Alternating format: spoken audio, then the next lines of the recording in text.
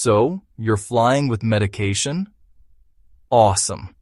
But did you know that one tiny mistake at the TSA checkpoint could get your essential prescriptions confiscated, make you miss your flight, and turn your trip into a complete disaster?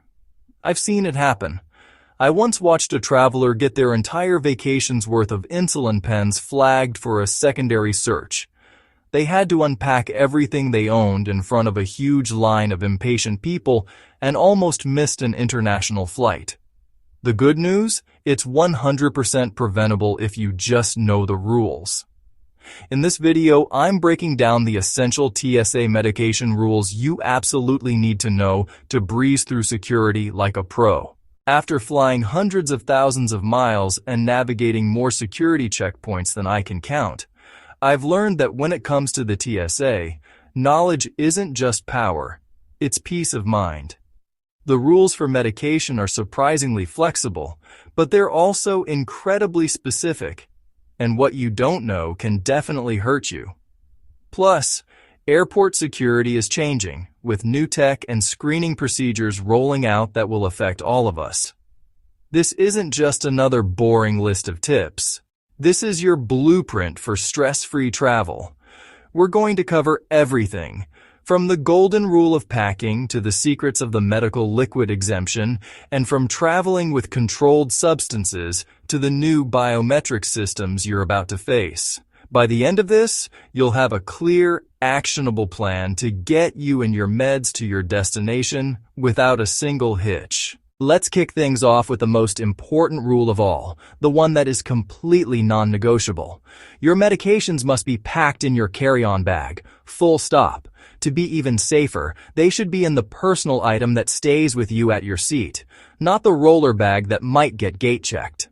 The rookie mistake is thinking, I've got too much stuff, I'll just throw the extras in my checked bag. This is a catastrophe waiting to happen. Checked bags get lost, they get delayed, and they sit on tarmacs in extreme heat or freeze in the cargo hold, which can literally ruin sensitive drugs like insulin or biologics. Here's the only mindset you need. Your medication is as important as your passport. You'd never check your passport, right? So don't ever check your meds. The TSA lets you bring unlimited solid medications, like pills, so there's really no reason to check them anyway. Imagine this.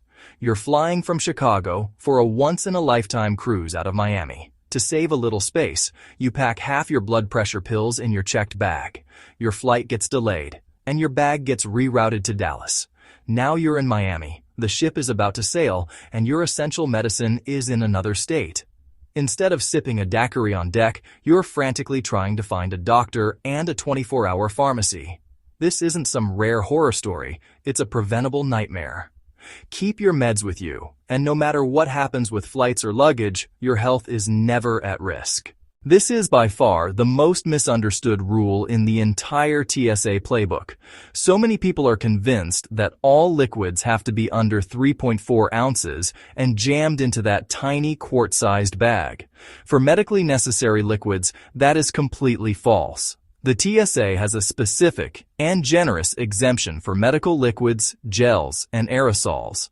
This covers everything from prescription cough syrup and insulin to injectable meds, prescription creams, and even items like contact lens solution or your kid's fever medicine.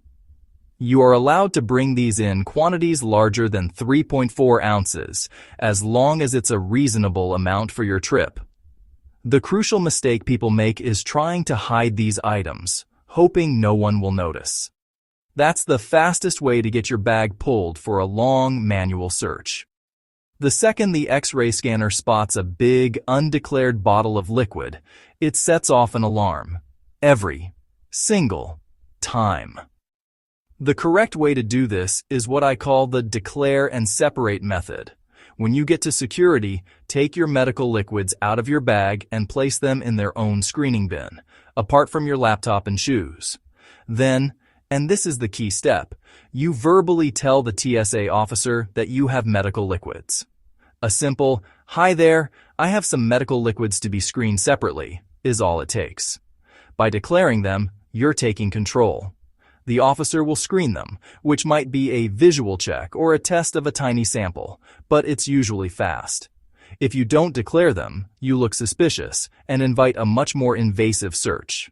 Master this one move, and you'll sidestep 90% of the potential stress at the checkpoint. I get this question constantly. So, can I use my weekly pill organizer? For travel within the United States, the TSA officially says they don't require you to keep medications in their original prescription bottles. So technically, for the airport security line, a pill organizer is fine. However, the big mistake is thinking the TSA is the only authority that matters. While TSA might not care, different states have their own laws about prescription drug labeling, especially for controlled substances. Getting through security is one thing. Getting questioned by local law enforcement at your destination is another. Here's the pro move for domestic travel. Use a hybrid approach. Go ahead and use your pill organizer for convenience, but also bring the original labeled bottles with you, even if they're empty. At the very least, carry a digital or paper copy of your prescriptions or a list from your doctor. That way, you have instant proof that the pills are yours and legally prescribed. For international travel, this isn't a debate. The rule is simple and strict. All prescription meds should be in their original, clearly labeled pharmacy containers, and the name on the bottle should match your passport. Many countries have incredibly strict narcotics laws, and showing up with a plastic case of mystery pills is a massive red flag that can lead to confiscation, hours of questioning, or even denied entry. Just don't risk it. Original bottles are a must. Traveling with controlled substances, like certain painkillers, ADHD stimulants, or anxiety meds, demands a whole other level of preparation. These aren't like your other prescriptions. They are under tight regulation everywhere. The common and very dangerous mistake is to treat these medications casually, assuming a prescription is a free pass. It's not. The consequences for messing this up, especially overseas, can be brutal, from confiscation to serious legal trouble. For instance, some stimulants common in the US are illegal in Japan, and certain anxiety meds are banned in the UAE. The solution is what I call the documentation trinity. For any controlled substance, you need to travel with three things. The original prescription bottle. This is non-negotiable. The label must clearly show your name, the doctor, and the prescription info. A doctor's letter. Get a formal letter from your doctor on their official letterhead. It should explain your medical condition, list the medications, and state why you need it. A copy of the prescription. While not always required, a paper copy of the actual prescription adds another solid layer of proof. If you're traveling internationally, you must take one more critical step. Check the rules of your destination country by contacting its embassy or consulate before you book your trip. They'll tell you if your medication is allowed, if there are quantity limits, and if you need a special permit. Assuming your medicine is legal everywhere is a gamble you can't afford to take. Hey, if you're finding this useful and it's easing some of your travel anxiety, do me a quick favor and hit that like button below. It really helps the video get out to other travelers who need this information. And if you've ever had a confusing or stressful moment with meds at the airport, share your story in the comments. Your experience could be the thing that helps someone else avoid the same problem. This rule is less about a specific regulation and more about your whole strategy. The biggest psychological mistake travelers make is acting nervous or trying to hide things. TSA officers are trained to spot anything out of the ordinary, and acting shady is a giant red flag. The insider solution is to be proactive, confident, and totally transparent. You are not doing anything wrong by carrying your own prescribed medication, and you have a right to travel with it. So, own it. Instead of waiting for them to find something, be the one to start the conversation, especially if you have anything unusual like liquid meds over 3.4 ounces, syringes, or insulin pumps. As you put your bins on the belt, make eye contact with an officer and say something clear and calm like, "Just to let you know, I have medical liquids and an insulin pump that will need screening." This simple sentence shows you're organized, cooperative, and takes all the guesswork away from the officer. It frames the whole interaction from a position of control, not suspicion. Here's what not to do. A traveler buried syringes at the bottom of their backpack. The X-ray flagged it. The bag got pulled, and the officer launched into a full bag search with pointed questions. The traveler got flustered and defensive, and the whole thing took 20 minutes. The right way? The traveler places the syringes in a separate bin, tells the officer, "I've got an injectable medication here," and is on their way in less than 2 minutes. Be open, be organized, and declare with confidence. Beyond pills and liquids, many of us travel with devices and supplies. CPAP machines, insulin pumps, EpiPens, syringes, and cooling packs. The rules for these are pretty simple, but again, it all comes down to proactive communication. The main mistake here is not realizing these items often need to be screened separately. You can't just leave a CPAP machine zipped up in your bag and cross your fingers. The fix is easy. Always tell the officer about any medical device you have. CPAP machines. These are super common. You'll need to take the machine out of its case and put it in a separate bin for screening, just like a laptop. Insulin pumps and continuous glucose monitors, CGMs. If you're wearing one, just inform the officer. You are not required to take it off and can request a visual inspection if you're worried about scanners.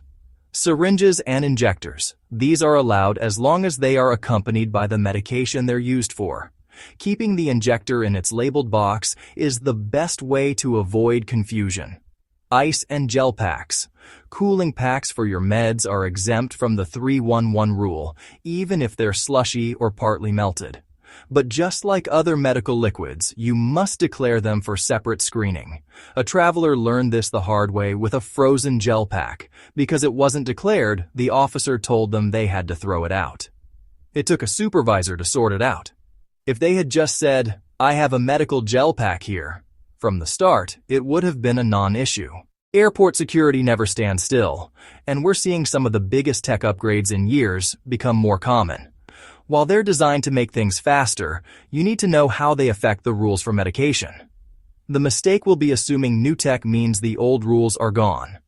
The core principles of declaring your meds haven't changed. Here's what to expect and how to handle it. Biometric screening and e-gates.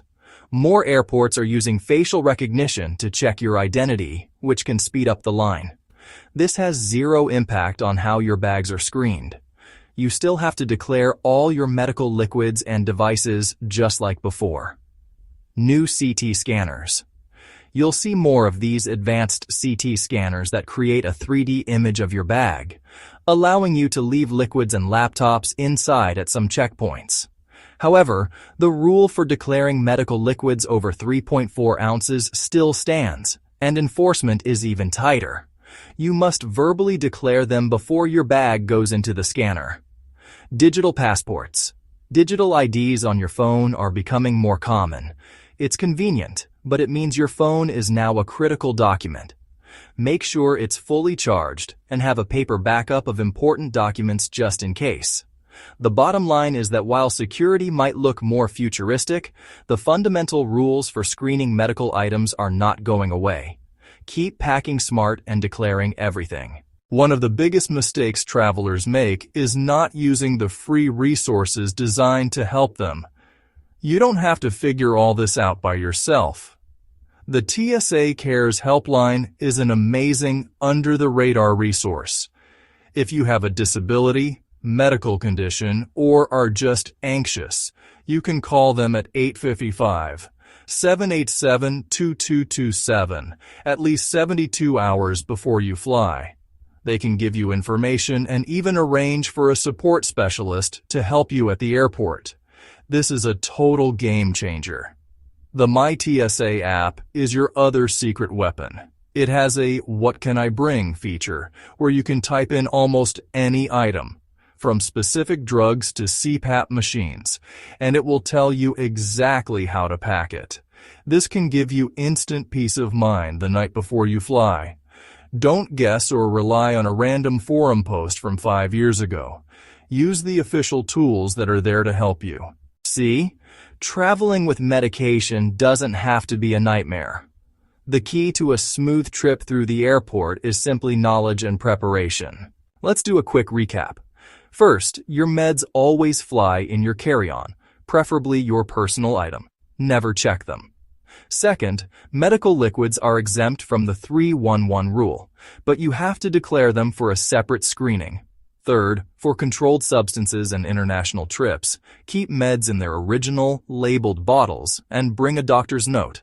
And finally, be confident and proactive when you talk to TSA officers. If you follow this guide, you can walk into any airport knowing you're doing everything right, your health is safe, and you're ready for anything. Your medical needs shouldn't stop you from seeing the world.